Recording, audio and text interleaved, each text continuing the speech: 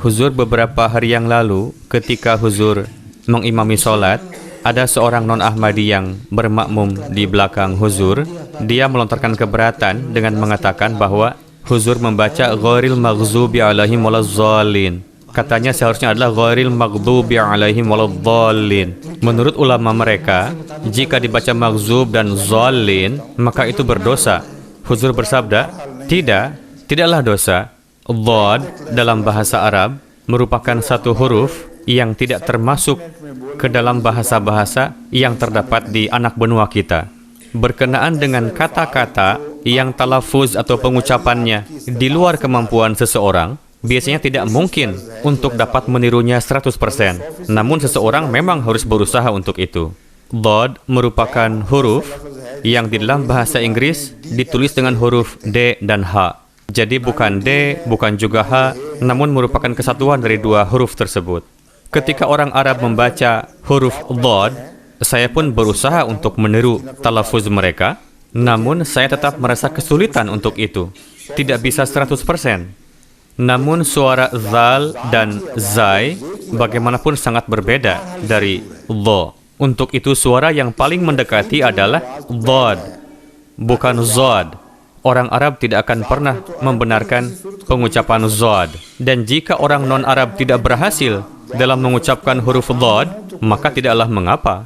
Namun di dalam sejarah Jemaat Ahmadiyah, sebaliknya dari itu, nampak satu hal kepada kita, bahwa karena suara Zad sudah menjadi kebiasaan pada masa itu, untuk itu pada tilawat Hadrat Muslih Maud pun, yang terdengar dalam rekaman, beliau tidak mengucapkan Dhad, melainkan Dzallin. Dan itu juga yang saya ingat sejak saya kecil.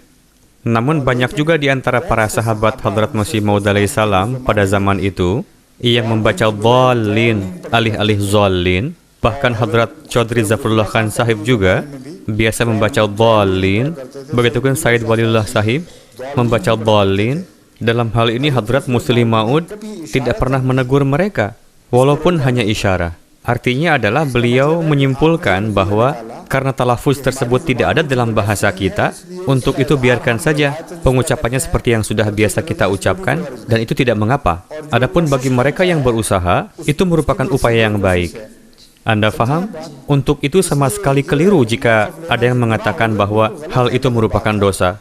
Ketika Allah Ta'ala tidak memberikan kemampuan kepada seseorang untuk mengucapkannya dengan benar, maka orang tersebut tidak akan disalahkan. Sebagai buktinya, Hadrat Bilal radhiyallahu anhu biasa mengucapkan ashadu daripada ashhadu.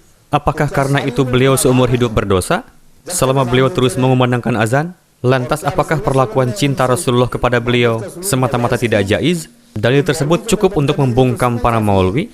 Selebihnya tadi merupakan nasihat saya kepada Anda sebagai seorang Ahmadi. Jika maulwi mengatakan itu lagi kepada Anda, katakan saja, yang benar itu ashadu atau ashadu.